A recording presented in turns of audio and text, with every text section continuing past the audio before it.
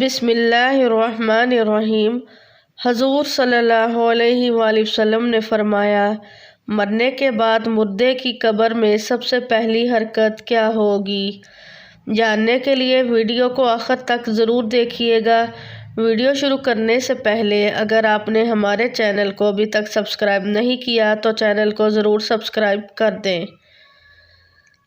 عذاب قبر سے مراد برزخ میں ہونے والا عذاب ہے۔ اسے عذاب قبر اس لیے کہا جاتا ہے کہ عام طور پر میت کو قبر میں ہی دفن کیا جاتا ہے، ورنہ جسے اللہ تعالیٰ نے عذاب دینے کا ارادہ فرمایا ہے اسے عذاب ضرور ہوگا، چاہے وہ قبر میں دفن ہو یا نہ ہو، خواہ اسے درندوں نے کھا لیا یا اسے جلا کر اس کی خاک ہوا میں اڑا دی گئی ہو۔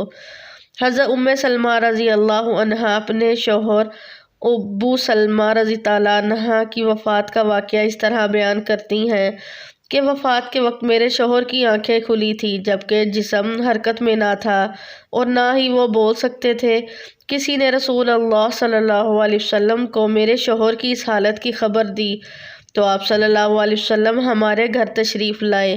جب نبی کریم صلی اللہ علیہ وسلم میرے شوہر کے پاس آئے تو آپ نے دیکھا کہ میرے شوہر کی آنکھیں کھلی ہیں، تو انہوں نے اپنے ہاتھ مبارک سے آنکھیں بند کرتے ہوئے فرمایا، جب موت کا فرشتہ انسان کی روح قبض کرتا ہے تو مرنے والے کی آنکھوں کی روشنی بھی روح کے ساتھ چلی جاتی ہے۔ جب نبی کریم صلی اللہ علیہ وسلم کے منہ سے یہ الفاظ تو گھر والوں نے رونا شروع کر دیا کہ ابو سلمہ رضی اللہ عنہ اب اس دنیا میں نہیں رہے۔ آپ صلی اللہ علیہ وسلم نے فرمایا کہ مرنے والے کو ہمیشہ اچھے الفاظ میں یاد کیا کرو، کیونکہ اس وقت فرشتے پاس ہوتے ہیں۔ میت کے ارد گرد بیٹھے ہوئے لوگوں کی جو باتیں کرتے ہیں فرشتے ان کی باتوں پر آمین کہتے ہیں۔ پھر نبی کریم صلی اللہ علیہ وسلم نے اللہ تعالیٰ سے دعا کی کہ اے اللہ ابو سلمہ کو قبر کے عذاب سے محفوظ فرما اور اس کو اپنے خاص بندوں میں شامل کر لے جن پر تیرا خاص کرم ہے۔ ان کی قبر پر اپنی رحمتیں فرمانا اور قبر کو نور سے مالا مال کر دینا۔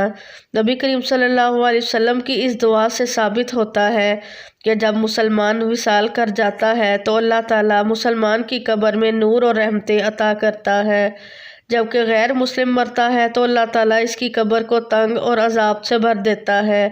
اس دنیا سے پردہ کرنے کے بعد انسان کے لیے سب سے خطرناک پہلی منزل قبر ہی ہے۔ اگر انسان اپنی پہلی منزل یعنی قبر کے عذاب سے بچ جائے تو اس کے لیے باقی سب منزلیں پار کرنا کوئی مشکل نہیں رہ جاتا۔ اسی لیے نبی کریم صلی اللہ علیہ وآلہ وسلم نے فرمایا کہ انسان کو مرنے کے بعد بہت سی منزلیں طے کرنا پڑتی ہیں، جن میں سب سے پہلے قبر کا عذاب ہوتا ہے۔ اگر انسان قبر کی سختی سے بچ جائے تو دوسری منزلیں اس کے لیے آسان ہو جاتی ہیں۔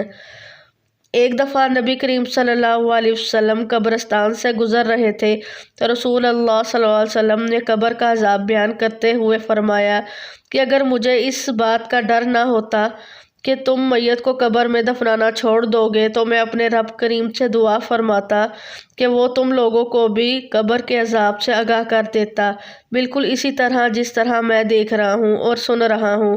آپ صلی اللہ علیہ وسلم جب صحابہ کرام کو قبر کے عذاب سے آگاہ کرتے تو سب کے رونگٹے کھڑے ہو جاتے۔ حضرت محمد صلی اللہ علیہ وسلم کا فرمان ہے کہ مرنے کے بعد قبر انسان کی پہلی سیڑھی ہے۔ جس بندے کی یہ منزل آسان ہو گئی تو باقی سب منزلیں اس کے لیے آسان کر دی جاتی ہیں۔ جس نے اس منزل سے آسانی حاصل نہ کی تو اس کے لیے دوسری منزلیں عبور کرنا بہت ہی مشکل ہو جاتا ہے۔ نبی کریم صلی اللہ علیہ وسلم نے فرمایا کہ میں نے آج تک قبر سے سخت ترین منظر کبھی نہیں دیکھا۔ نبی اکرم کا فرمان مبارک ہے کہ میت کو جب قبر میں داخل کر کے گھر کی طرف لوٹتے ہیں تو میت لوگوں کے چلنے کی آواز کو اچھی طرح سن رہی ہوتی ہے۔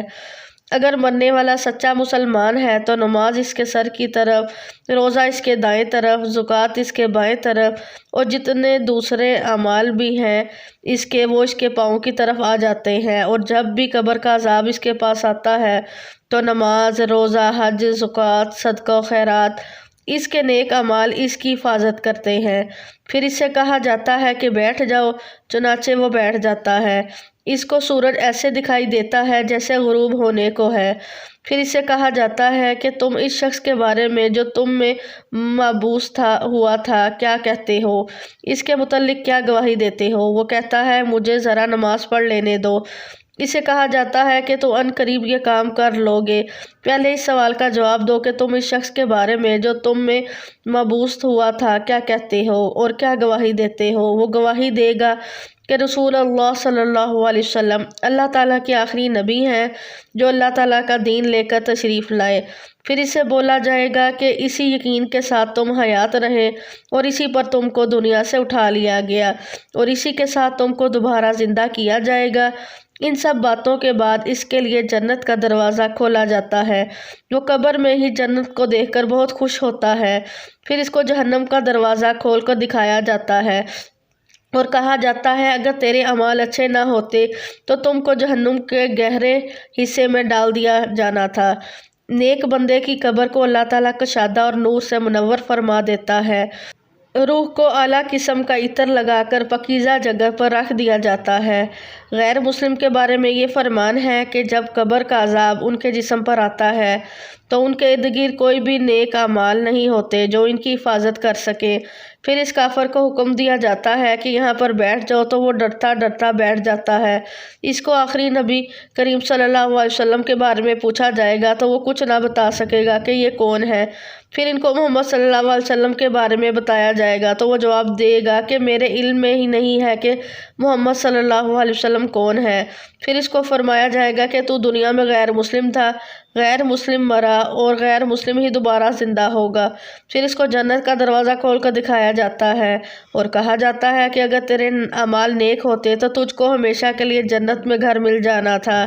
پھر اس کو وہاں سے جہنم میں لے جایا جائے گا اور کہا جائے گا کہ تو نے ہمیشہ ہی گناہوں کو پسند کیا ہے اس لیے تیرا ٹھکانہ جہنم ہے۔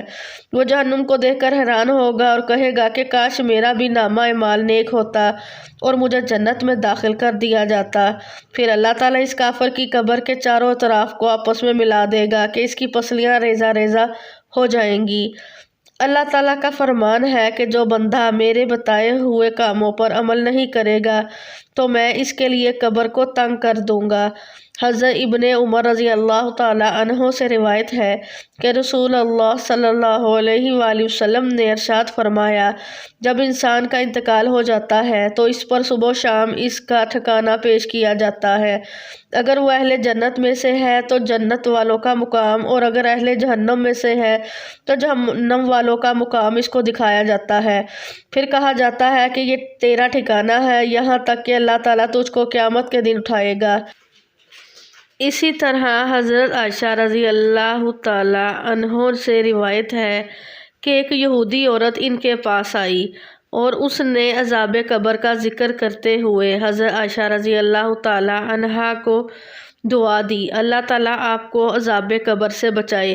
حضرت عائشہ رضی اللہ تعالیٰ عنہا نے رسول اللہ صلی اللہ علیہ وسلم سے اس بابت سوال کیا کہ کیا واقعی عذاب قبر ہوتا ہے تو رسول اللہ صلی اللہ علیہ وسلم نے فرمایا جی ہاں عذاب قبر برحق ہے۔ حضرت عائشہ رضی اللہ تعالیٰ عنہ فرماتی ہیں کہ اس کے بعد میں نے رسول اللہ صلی اللہ علیہ وسلم کو ہمیشہ دیکھا کہ ہر نماز میں آپ عذاب قبر سے پناہ مانگتے تھے۔ حضرت قتادہ رحمۃ اللہ علیہ فرماتے ہیں کہ عذاب قبر کے 3 حصے ہیں، 1/3 عذاب پیشاب سے نہ بچنے کے سبب، 1/3 غیبت کے سبب اور 1/3 چغل خوری کے سبب ہوتا ہے۔ اللہ پاک ہمیں قبر کی سختیوں اور عذاب سے محفوظ رکھے، ہمیں قبر میں نبی کریم صلی اللہ علیہ وآلہ وسلم کی پہچان نصیب فرمائے، آمین۔ کمنٹ سیکشن میں اللہ تعالیٰ کے 99 ناموں میں سے ایک نام لکھنا مت بھولیے گا۔ جزاک اللہ۔